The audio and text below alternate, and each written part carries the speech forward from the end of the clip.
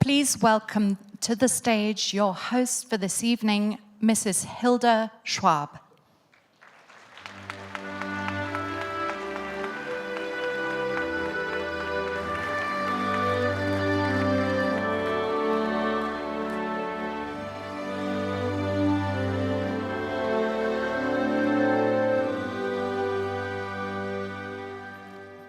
First of all, thank you to the Crystal Award winners who introduced this evening. Excellencies, ladies and gentlemen, dear friends, a very cordial welcome to all of you. I greet the long-standing members of the forum, community, and welcome particularly those who are joining us tonight for the first time. This award celebration is for me a very emotional event. It shows that we come here together not only to have a productive week, but also to bond together in a global village where we all deeply feel that we are part of one humanity. It is very appropriate to open the annual meeting 2019 with this cultural celebration. This is the 25th time that we start our annual meeting with the Crystal Award ceremony, and I would like to use this moment to remember one of the greatest musicians of our times, the late Lord Yehudi Menuhin. About 30 years ago, my husband Klaus was honored by the commune of Colonie, where we live, and he was granted a wish. He suggested to organize for the citizens of the village a concert and to invite Lord Yehudi Menuhin as the star violinist. Out of this rencontre, a deep friendship developed and he became a true mentor of us, always insisting to integrate the humanistic and cultural dimension in everything we were doing. Lord Menuhin joined us here in Davos for the last time 20 years ago, shortly before he passed away. We pay tribute tonight by inviting the winner of the 2018 Menuhin Junior competition, 13-year-old Clara Shane. This friendship resulted in the creation of the Crystal Award. The purpose was and is to honor extraordinary people, personalities who excel in their art and who at the same time are role models for deep engagement in humanitarian or environmental issues. Many famous people in the arts and culture have joined the World Economic Forum in this way, and we have countless memorable moments. Just think of Andrea Bocelli, or Yo-Yo Ma, who is now a member of the Board of Trustees of the World Economic Forum, or Bono, who started the RED campaign here 10 years ago, and which has since raised $600 million to help AIDS patients, and who will be with us as well. Leonardo Dicaprio, who made an impassionate speech for environmental conservation, or Chaka Chaka, Princess of Africa, who made us all sing and dance. And I could go on and on. This year, we have again 3 extraordinary personalities to whom we present the Crystal Award: Marin Alsop, Haifaa Mansour, Sir David Attenborough. Marin Alsop receives the 2019 Crystal Award for her leadership in championing diversity in music. When Marin Alsop became the music director of the Baltimore Symphony Orchestra in 2007, she was the first woman to hold this position with a major American orchestra. She is also the first woman to conduct the last night of the proms and the first conductor ever to receive the prestigious MacArthur Fellowship. She is leading the Sao Paulo Symphony Orchestra, guest conducting around the world, including at the London Symphony Orchestra, the South Bank Centre, Ravinia Festival, and more. Marin has enabled women and minorities to make a career in music. And while there is still much work to do for better representation, what she has achieved to date was unthinkable just a few decades ago. With part of her MacArthur grant, she started an after-school music program, OrgKid, 10 years ago with 30 students from the most deprived neighborhood in Baltimore. It was partly inspired by the Venezuelan El Sistema, whose founder, José Antonio Abreu, was a Crystal Award winner in 2009. Today, OrgKids has 1,300 students, and Marin wants it to grow to 10,000 in the next 10 years. When growing up, Marin had 2 posters on her bedroom wall, one of the Beatles and a bigger one of Leonard Bernstein. As Bernstein's best-known protege, Marin was central to his 100th anniversary global celebrations last year. She also knew Lord Yehudi Menuhin, who inspired this award 25 years ago. And so, in some way, we have come full circle, 25 years later, to celebrate exceptional talents in music. Ladies and gentlemen, please join me in congratulating Marin Alsop for receiving the 2019 Crystal Award.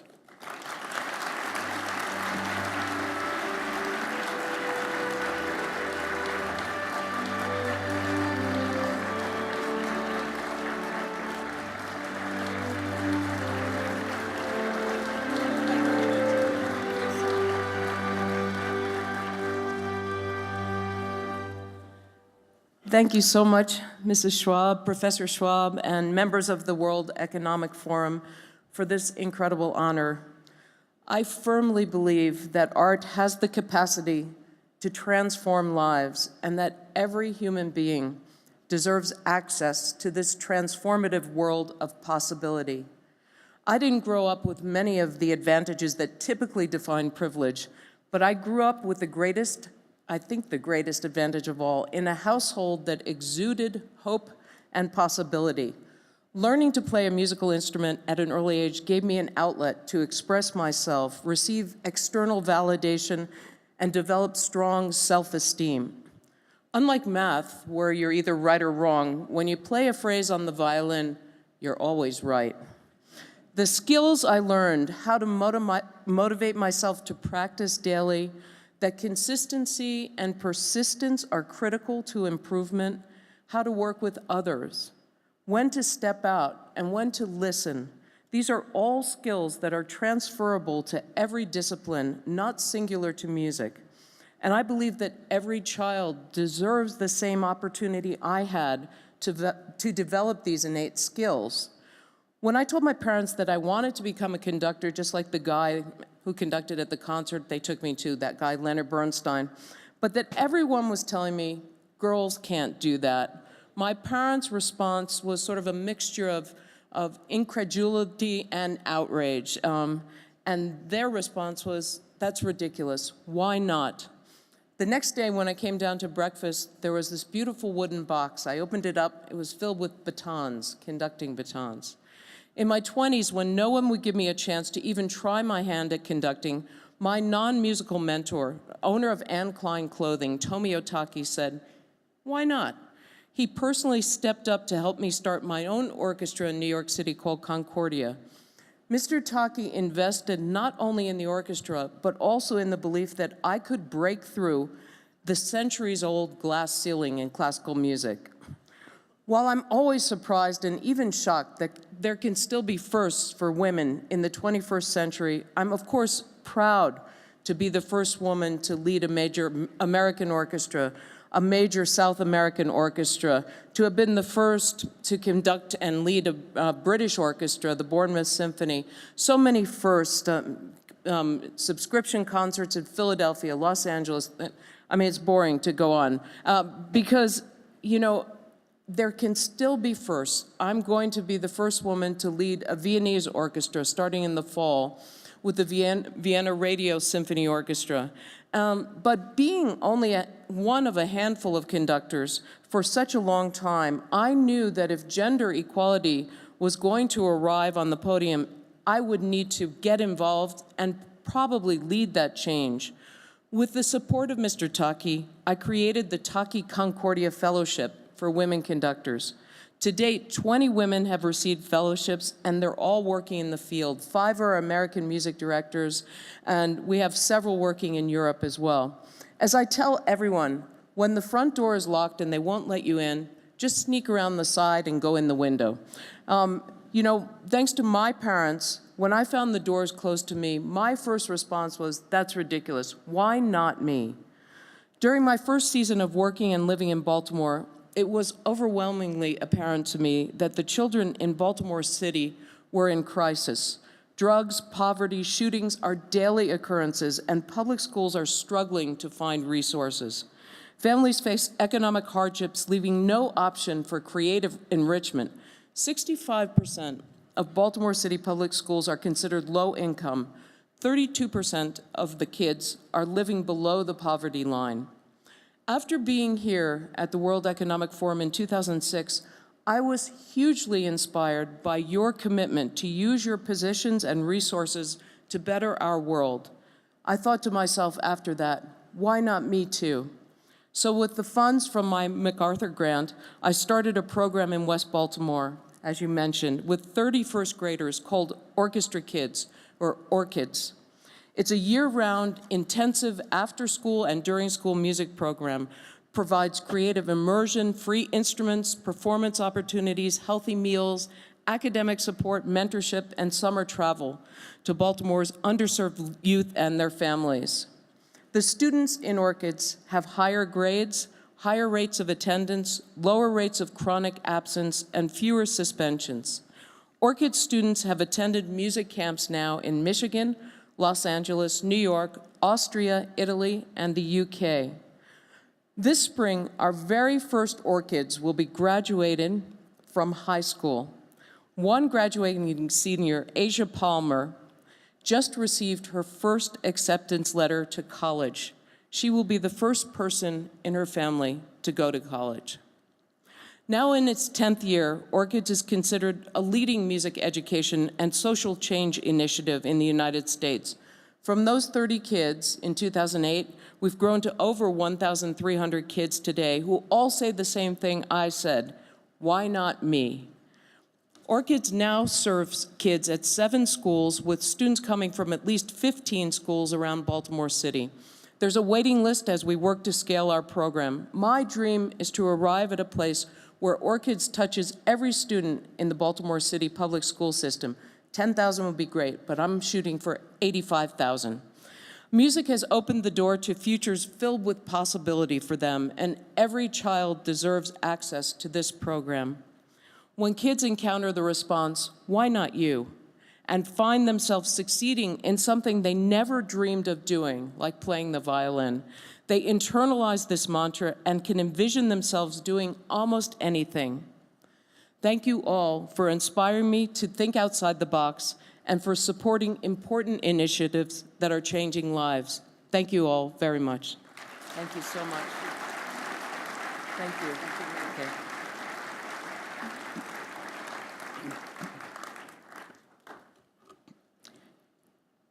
Haifaa Mansour receives the 2019 Crystal Award for her leadership in cultural transformation in the Arab world. Her film Wadja from 2012, which tells the story of a young girl yearning for the right to ride a bicycle, was the first feature film shot entirely in Saudi Arabia. It premiered at the Venice Film Festival and has won many awards. To get a sense of Haifaa's influence on the culture of Saudi Arabia, consider that when she was making Wadja, she could not be outside with the actors. She had to be in a van using a walkie-talkie to direct, because men and women were not supposed to mix in the workplace, especially in public. Today, in contrast, Haifaa is a member of the board of the General Authority for Culture to advise on the development of the cultural and art sectors in Saudi Arabia. Recently, Haifaa released 2 Hollywood productions, Mary Shelley and Happily Ever After. She is the first artist from the Arabian Gulf region to be invited to join the Academy of Motion Picture Arts and Sciences. Ladies and gentlemen, please join me in congratulating Haifaa Mansour for receiving the 2019 Crystal Award.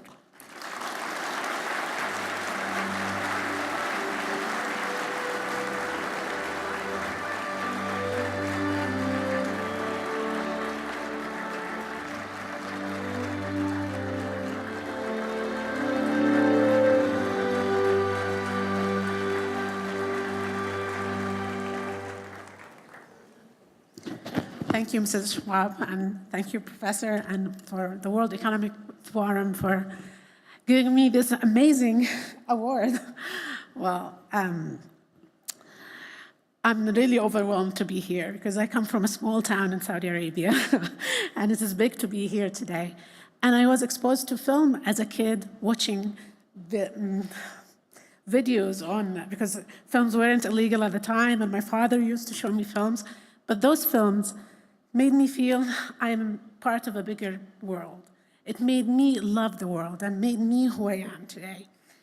It made me be able to challenge things like making wajda in Saudi Arabia and being in a van and going through the bureaucracy.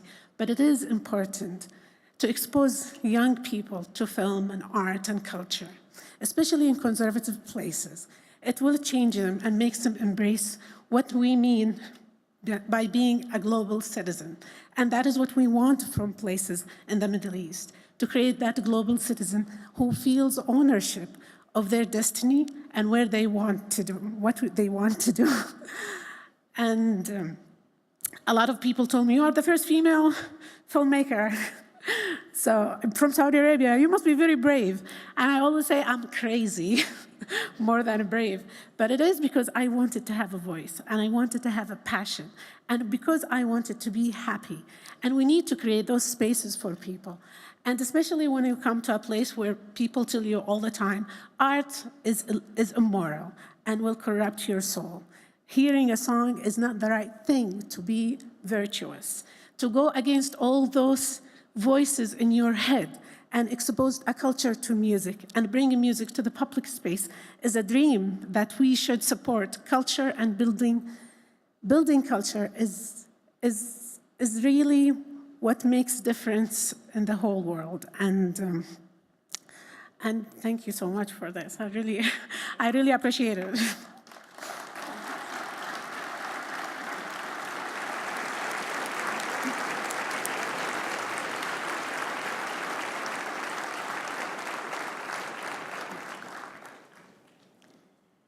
Sir David Attenborough receives the 2019 Crystal Award for his leadership in environmental stewardship. What can I say about Sir David that has not been said? Did you know that he was recently voted by the British as the most trustworthy personality in Britain?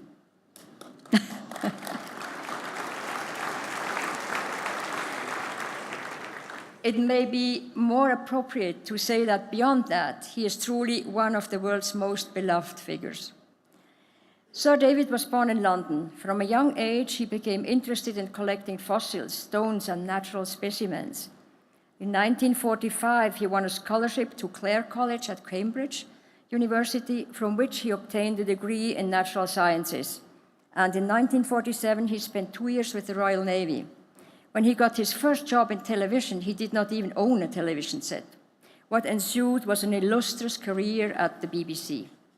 His work has included many iconic productions, from the groundbreaking Zoo Quest series to landmarks including Life on Earth, The Living Planet, The Trials of Life, The Private Life of Plants, Life of Mammals, and Planet Earth, which many of you have certainly seen.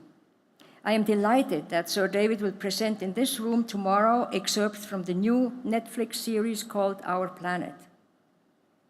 As a BBC producer and executive, one cannot overstate Sir David's influence on today's global broadcasting ecology, nor on his influence in making the protection of nature an everyday conversation across generations in the UK and around the world. Ladies and gentlemen, please join me in congratulating Sir David Attenborough for receiving the 2019 Crystal Award.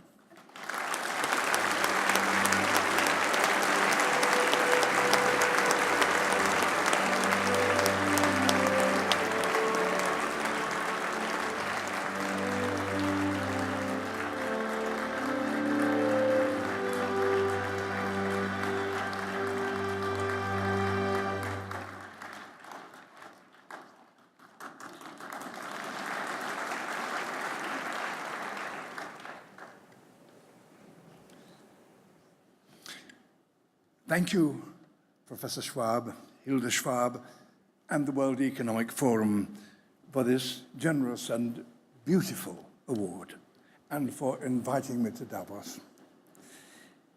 I am, quite literally, from another age. I was born during the Holocene, the name given by scientists to the 12,000-year period of climatic stability that allowed humans to settle, farm, and create civilizations. Those conditions fostered our unique minds, giving rise to international trade in ideas as well as goods, and making us the globally connected species that we are today. Much of what will be discussed here is the consequence of that stability. Global businesses, international cooperation, and the striving for ideals, these are all possible because for millennia, on a global scale, nature has been largely predictable and stable.